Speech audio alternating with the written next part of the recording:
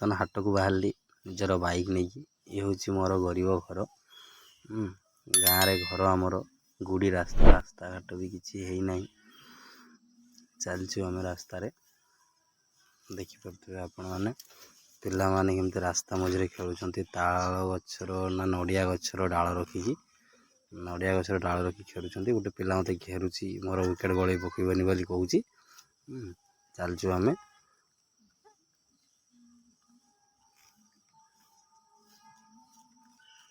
ରାସ୍ତା ମଝିରେ ଦେଖନ୍ତୁ ଗୋଟେ କୁକୁର ଚାରିଟା ନା 5ଟା ପିଲାକୁ ତାର କ୍ଷୀର ପିଉଛି ଏକାବେଳେ ରାସ୍ତା ମଝିରେ। ସେ ବି ଦେଖିଛନ୍ତି ଆପଣ। ମୋର ହାଟ ଟାଇମ୍, ସ୍କୁଲ ଛୁଟି ହେଇଗଲାନି, ହାଟ ବେଳ ନାହିଁ, ଗଡ଼ିଗଲାନି, ସଞ୍ଜ ହେବାକୁ ଆସୁଛି। ଇଏ ଦେଖିପାରୁଥିବେ ରାମ ମନ୍ଦିର ପ୍ରାଣ ପ୍ରତିଷ୍ଠା ଯେଉଁଦିନ ହେଇଥିଲା, ଏଇଠି ଆମର ସବୁ ସଜା ହେଇଥିଲା। ମୁଁ ଅଲରେଡ଼ି ହାଟକୁ ପହଞ୍ଚିଗଲିଣି। ବାଇକ୍ ରଖିବା ପାଇଁ ଜାଗାଟେ ଖୋଜୁଛି, ବାଇକ୍ ରଖିବା ପାଇଁ ଜାଗାଟେ ମିଳୁନାହିଁ। ଏଠି ଭାବିଲି ରଖିବି ବୋଲି, ଏଠି ହେଲା ନାହିଁ। ଆଗକୁ ଯିବି, ଆଗରେ ରଖିବା। ଆଗରେ ଗୋଟେ ଫାଙ୍କା ଥିବ, ଏଠି ଫାଙ୍କା ଥିଲା, ଏଇଠି ରଖିଦେବା।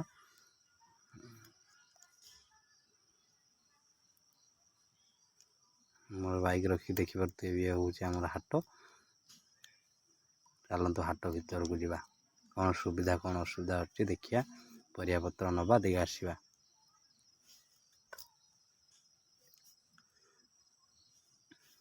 ଦେଖିପାରୁଥିବେ ଆମର ହାଟ କେମିତି ଗହଳି ହେଇଛି। ଛୋଟ ହାଟ ଆମର, ଅଧିକ ଲୋକ ନାହିଁ, ଗରିବ ଅନୁଷ୍ଠାନ।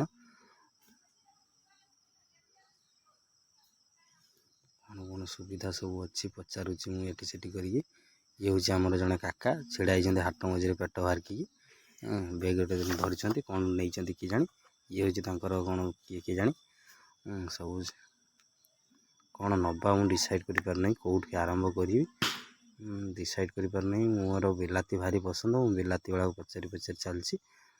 କ'ଣ ନେବା ଭାବୁଛି, ଜାଣିପାରୁନାହିଁ କ'ଣ ନେବି। ମୂଳ ପ୍ରୋବ୍ଲେମ୍ ହେଲା ମୋର ଚେଞ୍ଜ ପଇସା ମୁଁ ନେଇନାହିଁ। ଚେଞ୍ଜ କେଉଁଠି କରିବି ତା'ର ସମସ୍ୟା ପଡ଼ିଲାନି। ହାଟ ଭିତରେ ଟଙ୍କା 500 ଚେଞ୍ଜ କରିବା ପାଇଁ କେହି ଦେଉନାହାନ୍ତି। ମୋ ପାଖରେ ଯେତିକ ଥିଲା ସବୁ 500 ଟଙ୍କିଆ, ମୋ ପାଖରେ ଚେଞ୍ଜ ନାହିଁ। କାହା ପାଖରେ ବର୍ତ୍ତମାନ ଚେଞ୍ଜ କରିବି ଖୋଜି ବୁଲୁଛି ଲୋକଟିକୁ, ପଚାରି ହେଉନାହିଁ।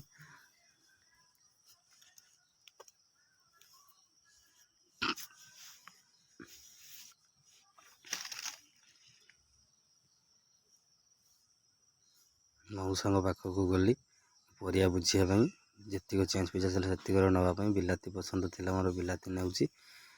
କ'ଣ କହିଲେ 25 ଟଙ୍କା କେଜି ବୋଲି କହିଲେ, ମୁଁ ସେଇଠି ବିଲାତି ନେବା ପାଇଁ ବସିଲି। ବିଲାତି ବାଛି ତଟକା ପରିବାର ଗୁଡ଼ାକ ନେଉଛି। ଦେଖିପାରୁଥିବେ ମୁଁ ମୋର ଝୋଲାରେ ପୁରେଇଲି। ବର୍ତ୍ତମାନ ବାଇଗଣ ନେବି। ଗୋଟେ ବାଇଗଣ ଦେଖୁଛନ୍ତି କେଡ଼େ ବଡ଼ ଗୋଟେ ବାଇଗଣ, ଗୋଟେ ବାଇଗଣ 500, 4ଟା ବାଇଗଣରେ ମୋର କେଜି ହେଇଗଲାନି ନାହିଁ। ଟମାଟର ପୁରେଇଲି ଝୋଲାରେ, ବାଇଗଣ ବି ଝୋଲାରେ ପୁରେଇଲି। ତାକୁ ପଇସା ଦେଲି, ମୁଁ ମୋର ବାହାରିଲି। ଆଉ ଜଣକୁ ପରିବାବାଲା ନା ଆଳୁବାଲା ପାଖକୁ, ତାକୁ ପଇସା ଚେଞ୍ଜ କରିବା ପାଇଁ କହିଲା ବେଳକୁ କହୁଛି ମୋର ଏତେ ପଇସା ପାଇଁ ବେପାର ହେଇନାହିଁ, ମୁଁ କରି ତୋତେ ଖୁଚୁରା ଦେବି, ହେଉନାହିଁ। ଆଉ ଜଣଙ୍କୁ ପଚାରିଲି, ସିଏ କହିଲା ମୋର ବି ହେଉନି, ଚେଞ୍ଜ ହେବ ନାହିଁ, ଆଜି ବେପାର ଭଲ ନାହିଁ, ଚେଞ୍ଜ ହେଇପାରିବ ନାହିଁ। ସେଇଠୁ ମୁଁ କ'ଣ କରିବି ଚିନ୍ତାରେ ପଡ଼ିଲି। ଚେଞ୍ଜ କେଉଁଠି କରିବି, ହାଟ କେମିତି କରିବି, ହାଟ ଦେଖିବା ଆଉ କେଉଁଠି ପଚାରିବା। ଚାଲିଲି ମୁଁ ମୋର ଚେଞ୍ଜରେ, ମୋର ମୁଣ୍ଡ ଟେନସନ୍। ବର୍ତ୍ତମାନ ଚେଞ୍ଜ କେଉଁଠି କରିବି।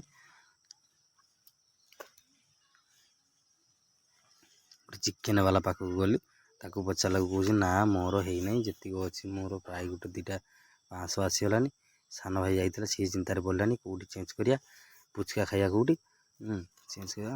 ଭାବିଲି କେଉଁଠି କରିବା। ଗୋଟେ ଆଇସ୍କ୍ରିମ୍ ବାଲା ପାଖକୁ ଗଲି, ତାକୁ ସେ କହିଲା ପ୍ରଥମେ ମନା କଲା ହେବ ନାହିଁ ବୋଲି, ତାପରେ ଦେଲା ପଇସା ଚେଞ୍ଜ ଦେଲା। ସିଏ ସବୁ 100 ଟଙ୍କା ଗୁଡ଼ାକ ଦେଲା ସିଏ। ସେଇଠୁ ବାହାରିଲି ହାଟ କରିବା ପାଇଁ।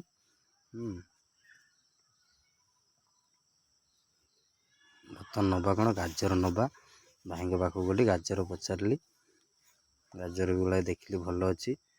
ଗାଜର ବାଛି ଗାଜର ନେଲି।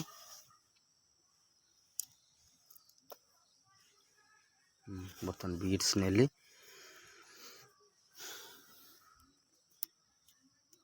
ଭାଇ ପଚାରନ୍ତି ଆଉ କ'ଣ ନେବ ନା କ'ଣ, ନା ଏ ମୋର ଜଣେ ସାଙ୍ଗଟେ, ତା ସାଙ୍ଗରେ କଥା ହେଉଥିଲେ ହାଟରେ, କିଏ କ'ଣ ନେଲୁ କ'ଣ ନାହିଁ, କ'ଣ ସୁବିଧା। କହିଲା ମୁଁ ଆଉ ଅଧିକ କିଛି ନେଇନାହିଁ, ମୁଁ ଏଇ ତ ଜଷ୍ଟ ଆସିଲି ବର୍ତ୍ତମାନ, କହିଲି ବାଇକ୍ କେଉଁଠି ରଖିଲୁ? ମୁଁ କହିଲି ବାଇକ୍, ସିଏ କହିଲା ସେଇଠି ମୁଁ ବାଇକ୍ ରଖିଲି। ମୋର ବାଇକ୍ ରଖିବା ପାଇଁ ଜାଗା ହେଉନଥିଲା, ମୁଁ ମୋର ଇଆଡ଼େ ଆସିକି ବାଇକ୍ ଗୋଟେ ରଖିଲି।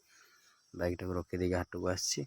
ମାନେ କେତେବେଳେ ଯିବୁ ଘରକୁ ଆଉ ସନ୍ଧ୍ୟାବେଳେ ଦେଖା କରିବୁ, ଟିକେ କଥା ହେବା କ'ଣ କେମିତି ସୁବିଧା କ'ଣ ନାହିଁ।